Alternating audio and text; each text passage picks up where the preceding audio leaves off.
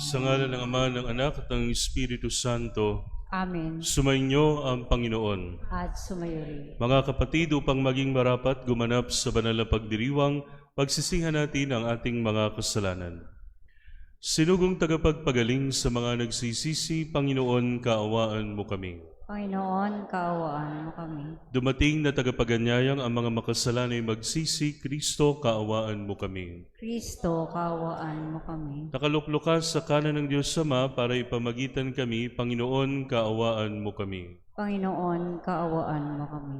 Kaawaan tayo ng makapangyarihang Diyos, patawarin tayo sa ating mga kasalanan at patnubayan tayo sa buhay na walang hanggan. Amen.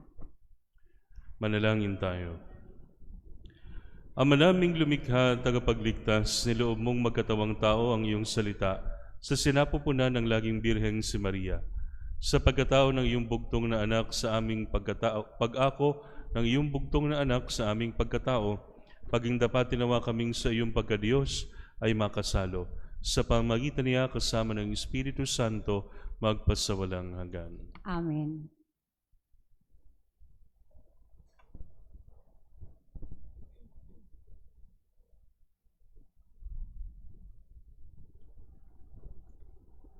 Ang salita ng Diyos mula sa aklat ng Henesis. Noong mga araw na iyon, tinawag ni Jacob ang mga anak niya at kaniyang sinabi, "Kayo mga anak, magsilapit sa akin. Akong inyong ama ay sumandaling dinggin. Ikaw, Huda, ay papupurihan niyong mga anak ng ina mong mahal. Hawak mo sa leeg ang iyong kaaway. Lahat mong kapatid sa iyo'y gagalang. Mabangis na leyon ang iyong larawan. Muling nagkukubli matapos pumatay. Ang tulad ni Huda'y leyong nahihimlay. Walang mangangahas lumapit sa sinuman. Hawak niya'y setrong tuon sa paanan. Sa gisag ng lakas at kapangyarihan, ito'y tataglayin hanggang sa dumatal. Ang tunay na haring dito'y magtatangan." Ang salita ng Diyos. Salamat sa Diyos.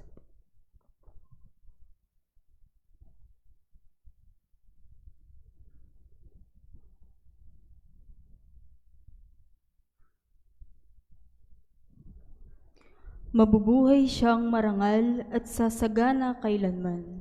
Mabubuhay siyang marangal at sasagana kailanman. Turuan mo yaong haring humatol ng katuwiran, sa taglay mong katarungan, O Diyos, siya'y bahaginan, upang siya'y maging tapat, mamahala sa iyong bayan, at pati sa mahihirap, maging tapat siyang tunay.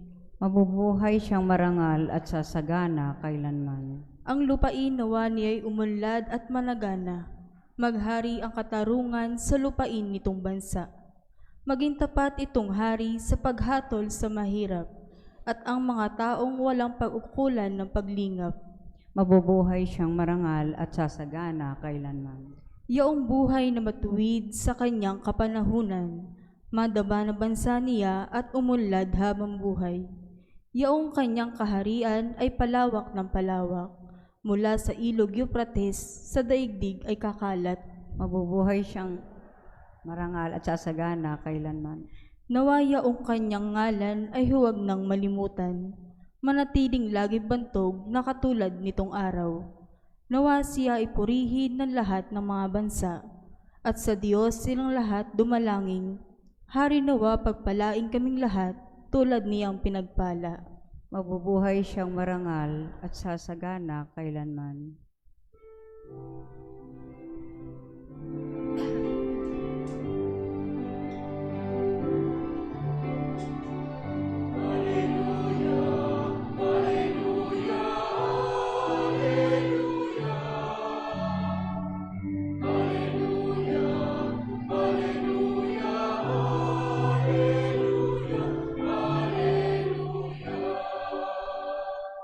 Karurungan niyang may kapal, tanang iyong pangasiwaan, halina't kami turuan.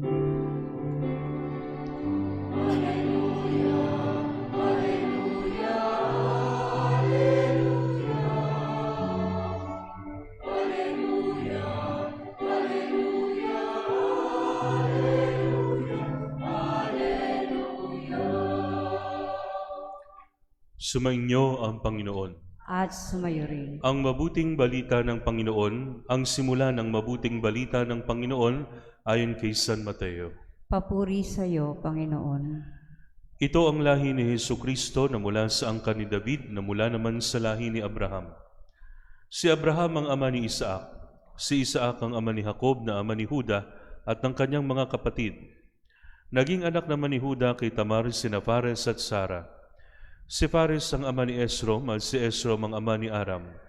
Si Aram ang ama ni Aminadab at si Aminadab ang ama ni Naason na ama naman ni Salmon.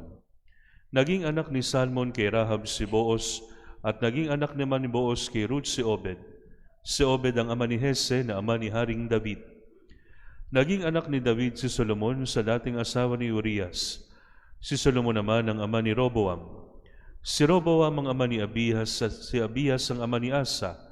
Si Asa ang ama ni Hosafat at si Hosafat ang ama ni Horam na siya namang ama ni Ozias. Itong si Ozias ay ama ni Hotam na ama ni Akas at si Akas ang ama ni Ezekias. Si Ezekias ang ama ni Manases at si Manases ang ama ni Amos na ama naman ni Hosias. Si Hosias ang ama ni Jeconias at ng kanyang mga kapatid. Panahon noon ang pagkakatapon ng mga Israelita sa Babylonia. Matapos ang pagkakatapon sa Babylonia, naging anak ni Jeconias si Salatiel na ama ni Zorobabel. Si Zorobabel ang ama ni Abuid na ama ni Eliakim, at si Eliakim ang ama ni Azor. Si Azor ang ama ni Sadok na ama ni Akim. Itong si Akim ang ama ni Eliud. Si Eliud ang ama ni Eleazar. Si Eleazar ang ama ni Matan na ama ni Jacob. At si Jacob ang ama ni Jose na asawa ni Maria. Si Maria naman ang ina ni Jesus na tinatawag na Kristo. Sumakatuwid 14 na saling lahi mula kay Abraham hanggang kay David. 14 mula kay David hanggang sa pagkakatapon ng mga Israelita sa Babylonia at 14 din mula sa pagkakatapon sa Babylonia hanggang kay Kristo. Ang mabuting balita ng Panginoon. Pinupuri ka namin, Panginoong Hesukristo. Sa ngalan ng Ama, ng Anak at ng Espiritu Santo. Amen. Magandang gabi po sa inyong lahat. Mga kapatid, nung ako po ay hindi pa seminarista, pagka binasa tong ebanghelyo na ito, hindi ako nagsisimba, umuwi ako kapag kasimbang gabi. Ayoko kasi yung pari namin dati, mabagal magsalita, matagal magsermon, at napakahaba po nitong binasa nating gospel. So hindi ako nagsisimba. At hindi ko rin naman kasi naiintindihan kung ano ba ibig sabihin itong santambak na pangalan na ito. Sino ba ito? Mga kapatid, bawat pangalan sa mga binasa nating talaang kanan ay may kasaysayan at istorya. Lahat sila mayroon pong background.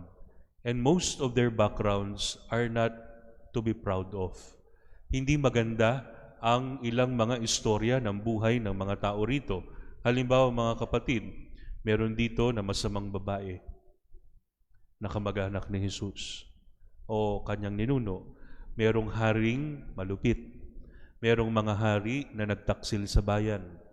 Meron siyang ama o meron siyang ninuno na nangalunya at pinatay yung asawa noong kinasama niyang babae. Sino yun? Si David. Diba?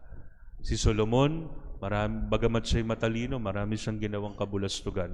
So itong talaang kanan na binasa natin ay grupo ng mga pangalan ng mga ninuno ni Jesus na hindi kapuri-puri ang buhay. Pero mga kapatid, pinili ng Diyos na ipanganak dito sa lineage na ito sapagkat pakikita sa atin ng Diyos na walang taong perpekto, walang pamilyang perpekto, walang mga ninunong perpekto. Lahat yan may kapintasan. Pero pinili ni Jesus na ipanganak dito sa lineage na ito para ipakita sa atin na kaya niyang tubusin at baguhin ang nakaraan kahit na itong mga taong ito ay patay na. Mga kapatid, narinig niyo na siguro yung verse mula sa Bible na Christ is yesterday, today, and forever. Si Kristo noon, ngayon, bukas at magpakailanman. Ano po ang ibig sabihin nun mga kapatid? na ang pagliligtas ni Kristo ay hindi lamang doon sa mga nakakilala sa Kanya at the present nung siya'y nabuhay, hindi lamang para sa atin na nabubuhay ngayon sa future mula nung siya'y nabuhay, at hindi lamang sa mga taong nakakilala sa Kanya. Si Kristo ay nagligtas kahit na doon sa mga nabuhay noong unang panahon na naging tapat sa Kanya. Kaya niyang baguhin yon. At doon po mga kapatid pumapasok ang kahalagahan ng lineage na ito o talaang kanan. Pangalawa mga kapatid, narinig natin na si Jesus ay kasama sa isang pamilya. Ini-establish na agad mga kapatid ni St. Matthew sa atin na si Jesus ay hindi kathang-isip lamang. Marami kasi mga nagsasabi kahit noong unang panahon na si Kristo ay fairy tale lamang. Siya po ay magandang kwento lamang na dapat tularan ng mga tao para gumawa ng mabuti at umiwas sa masama. Pero ini-establish na po mga kapatid ni St. Matthew sa atin na si Jesus ay totoong nabuhay. Ang Diyos ay pumasok sa history. Ang Diyos ay pumasok sa panahon. Ano alam natin mga kapatid? Ang Diyos ay immortal. Hindi siya saklaw ng panahon. Hindi siya saklaw ng physicality o material na bagay. Pero ang Diyos sa pamamagitan ng talaang kanan na ito, pinapakita ni St. Matthew na pumasok sa ating kasaysayan. Totoo ang Diyos, totoo si Kristo, at totoong ililigtas tayo. And then lastly mga kapatid, ini-establish po ni St. Matthew dito sa talaang kanan na ito na si Kristo ang hari ng mga hari. Father, wala namang kaming narinig na hari na binanggit. Okay po, ito po ang paliwanag dito. Ito pong kahuli-hulihang paragraph ng binasa nating gospel is much overlooked. Pero babasahin ko po uli sa inyo. Sumakatuwid, 14 na salinlahi mula kay Abraham hanggang kay David. 14 mula kay David hanggang sa pagkakatapon ng mga Israelita sa Babylonia. At 14 din mula sa pagkakatapon sa Babylonia hanggang kay Kristo. Mayroon ba kayong narinig na hari? Wala. Ang narinig lang natin si David na hari. Pero mga kapatid, David's name in Hebrew corresponds to number 14. Corresponds to number 14. Ilang 14 meron dito?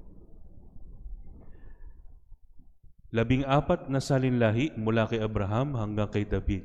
Number 1. Number 2, 14 mula kay David hanggang sa pagkakatapon sa Babylonia. Number 2. Number 3, 14 din mula sa pagkakatapon sa Babylonia hanggang kay Kristo. Ilang 14? 3. Tatlong 14. Kapag kinonvert natin yung 14 doon sa pangalang David, David, David, David. Mga kapatid, inuulit ng mga Hudyo ang isang bagay para ipakita ang superlative. Ano ba ibig sabihin? Wala silang kamukha natin na pinakamaganda. O sa English, most beautiful. Wala silang ganon. Sa kanila, para ipakita ang superlative, inuulit-ulit nila ng 3 beses ang isang salita. Kaya po mga kapatid, kapag po tayo ay nagmimisa, bago kayo lumuhod, ano po ang nire-recite o kinakanta? Santo, Santo, Santo. Para ipakita na ang Diyos ang pinakabanal sa lahat. Dito po inulit, David, David, David. David is the most recognized and the quintessential king of the Jews. Para sa kanila, si David lang ang hari na pinakadakila. Pero dito inulit ng 3 beses at sa dulo si Kristo. Ini-establish ni San Mateo na si Jesus ang hari ng mga hari. Mga kapatid, hindi pa po tayo dumadako sa kapanganakan ng ating Panginoon. Pero sa Ebanghelyo pa man ni San Mateo, sa araw na ito, pinapakita na sa atin na si Jesus ang hari, hindi lamang ng mga Hudyo, kundi ng lahat ng bagay, ng lahat ng nilikha, lahat ng nakikita at hindi nakikita. Sa araw pong ito, mga kapatid, magpasalamat tayo sa Diyos sa isang biyayang tinanggap natin. Una, ang Diyos ay naging tao para sa atin. Pangalawa, pinili niyang ilagtas tayo kahit anuman ang ating background. At pangatlo, ibinigay niya ang kanyang sarili para maging hari nating mga hindi karapat-dapat na alipin. Sa ngalan ng Ama, ng Anak, at ng Espiritu Santo. Amen. Sa bawat panalangin po ang atin pong itutugon, Panginoon ng lahat ng lahi, pakinggan mo kami. Panginoon ng lahat ng lahi, pakinggan mo kami.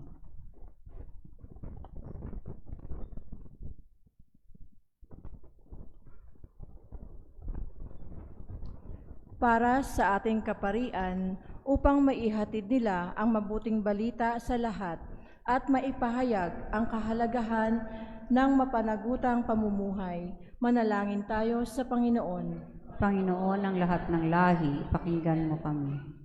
Para sa pamilyang Kristiyano, upang pakinggan nila ang tinig ng Diyos at isalin sa susunod na saling lahi ang buhay na matapat at marangal, manalangin tayo sa Panginoon. Panginoon ng lahat ng lahi, pakinggan mo kami.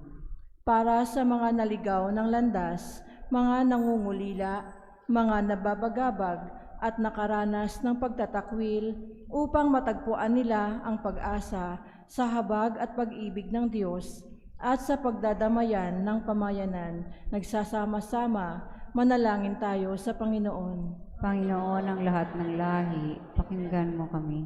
Para sa mga may sakit at nagdurusa, upang ang kanilang nararanasan ay kanilang ituring na maaaring maging landas ng kabanalan, manalangin tayo sa Panginoon. Panginoon ng lahat ng lahi, pakinggan mo kami. Para sa ating lahat, upang sama-sama tayong magbuklod sa pagsalubong kay Jesus, manalangin tayo sa Panginoon. Panginoon ng lahat ng lahi, pakinggan mo kami. Para sa mga namayapa, upang mapatawad sila sa kanilang mga kasalanan at magkamit ng kapahingahan sa langit na tahanan, manalangin tayo sa Panginoon. Panginoon ng lahat ng lahi, pakinggan mo kami. Hinihiling namin ito sa pamamagitan ni Kristong aming Panginoon, magpasawalang hanggan. Amen.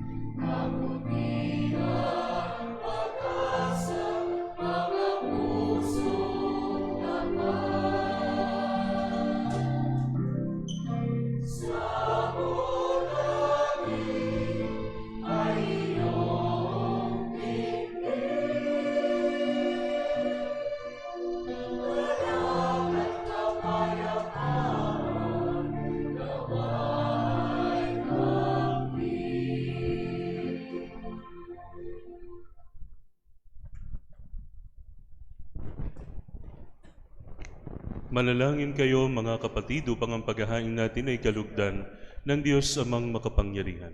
Tanggapin nawa ng Panginoon itong paghahain sa iyong mga kamay, sa kapurihan niya at karangalan, sa ating kapakinabangan at sa buong sambayanan niyang banal.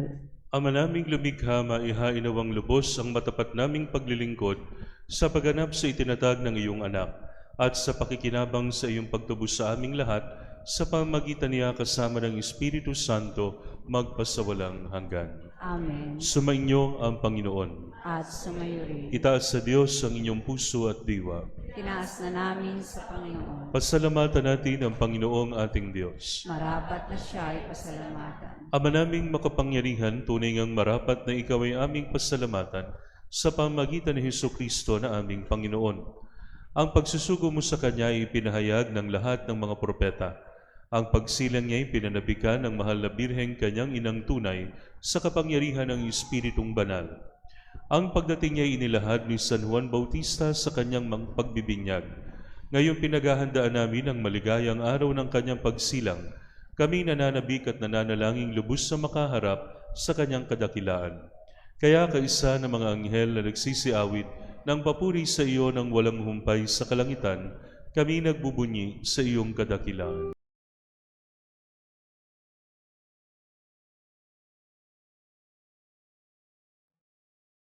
Santo, Santo, Santo, Panginoong Diyos ng mga hukbo, napupuno ang langit at lupa, ng kadakilan mo. Hosana, Hosana, sa kaitaasan, pinagpalang na paririto sa ngalan ng Panginoon.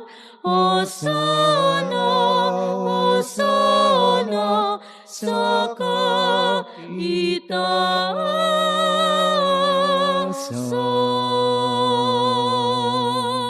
Ama naming banal, ikaw ang bukal ng tanang kabanalan, kahit sa pamagitan ng iyong Espiritu gawin mong banal ang mga kaloob na ito, upang para sa aming maging katawan at dugo ng aming Panginoong Hesukristo. Bago niya pinagtiis ang kusang loob na maging handog, hinawakan niya ang tinapay, pinasalamatan kanya, pinaghati-hati niya iyon. Iniabot sa kanyang mga alagad at sinabi, "Tanggapin ninyong lahat ito at kanin. Ito ang aking katawan na ihahandog para sa inyo."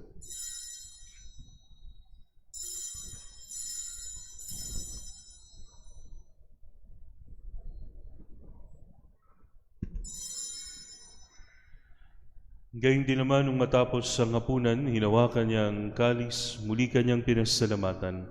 Iniabot niya ang kalis sa kanyang mga alagad at sinabi, "Tanggapin ninyong lahat ito at inumin. Ito ang kalis ng aking dugo ng bago at walang hanggang tipan. Ang aking dugo na ibubuhos para sa inyo at para sa lahat sa ikapagpapatawad ng mga kasalanan. Gawin ninyo ito sa pag-alala sa akin."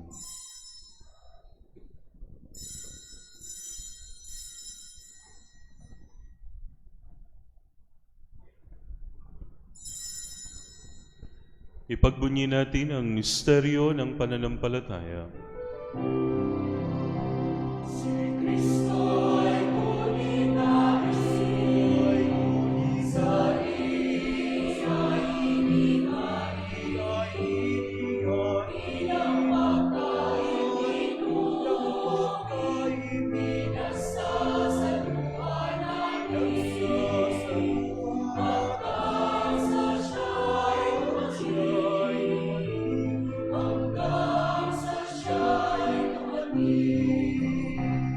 Ama, ginagawa namin ngayon ang pag-alala sa pagkamatay at muling pagkabuhay ng iyong anak.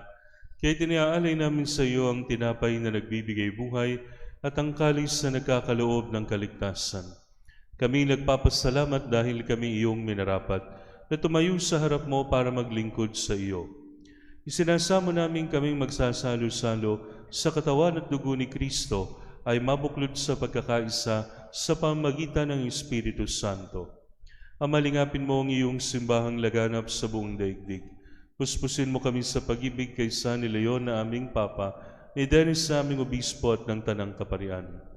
Alalahanin mo rin ang mga kapatid naming nahimlay, na may pag-asang sila'y muling mabubuhay, gayon din ang lahat ng mga pumanaw. Kaawaan mo sila at patuloyin sa iyong kaliwanagan. Kaawaan mo at pagingdapatin kaming lahat na makasalo sa iyong buhay na walang wakas, kaysa ng mahal na Birheng Maria na Ina ng Diyos. kaisa ni San Jose, kaisa ng mga apostol at lahat ng mga banal na namuhay dito sa daigdig ng kalugod-lugod sa iyo.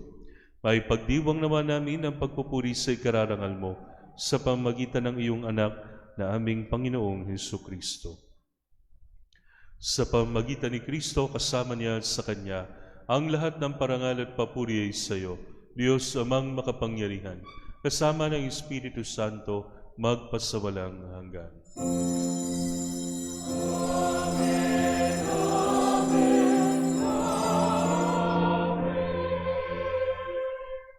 Sa tagubili ng mga nakagagaling na utos sa turo ni Jesus sa Panginoon natin at Diyos, ipahayag natin ng lakas loob.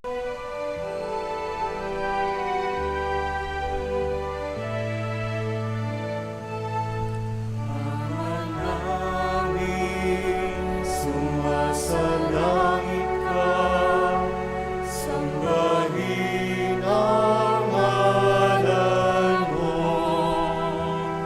Mapasa amin ang kaharian mo, sundin ang loob mo. Dito sa lupa para ng sa langit, bigyan mo po kami ngayon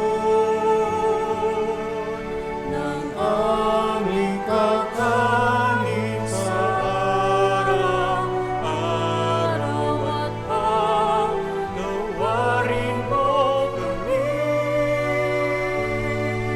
sa aming mga sala para ng pagpapatawad namin sa nagkakasala sa amin.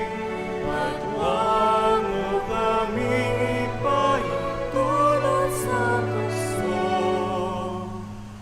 at iadya mo kami sa lahat ng masama. Inihiling namin kami iadya sa lahat ng masama, pagkalooban ng kapayapaan araw-araw, iligtas sa kasalanan at ilayo sa lahat ng kapahamakan, samantalang aming pinananabikan ang dakilang araw ng pagpapahayag ng tagapagligtas naming si Jesucristo.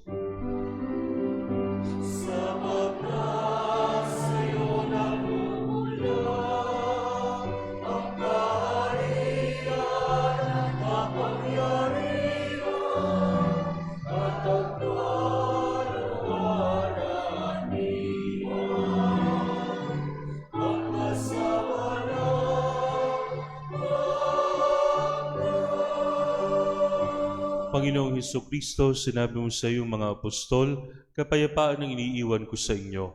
Ang aking kapayapaan ang ibinibigay ko sa inyo. Tunghayan mo ang aming pananampalataya at huwag ang aming mga pagkakasala. Pagkalooban mo kami na kapayapaan at pagkakaisa ayon sa iyong kalooban, kasama ng Espiritu Santo, magpasawalang hanggan. Amen. Ang kapayapaan ng Panginoon ay laging sumainyo. At sumayo rin. Magbigayan kayo ng kapayapaan sa isa't isa.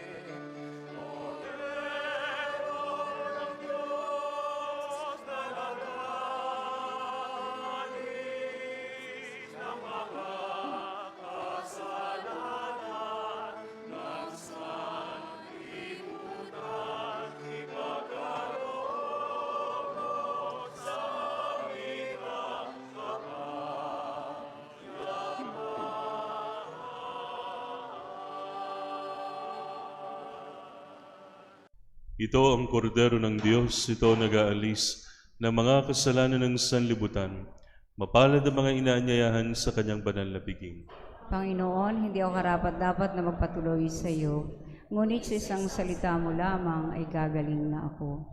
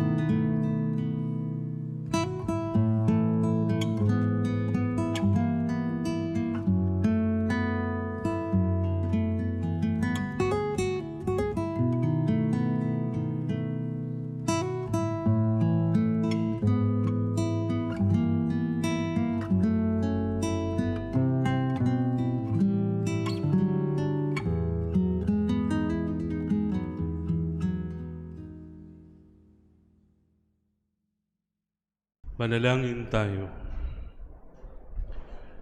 Ama naming mapagmahal, ang pinagsaluhan namin ngayon sa ikapagpapatawad ng mga kasalanan ay magpagindapat nawa kami maging handa para sa Pasko ng pagsilang ng iyong anak na siyang namamagitan kasama ng Espiritu Santo magpasawalang hanggan. Amen. Sumainyo ang Panginoon At sumayo rin. at pagpalain kayo ng makapangyarihan Diyos Ama, Anak at Espiritu Santo. Amen. Naialay ng banal na misa, humayo kayong taglay ang kapayapaan ni Kristo. Salamat sa Diyos.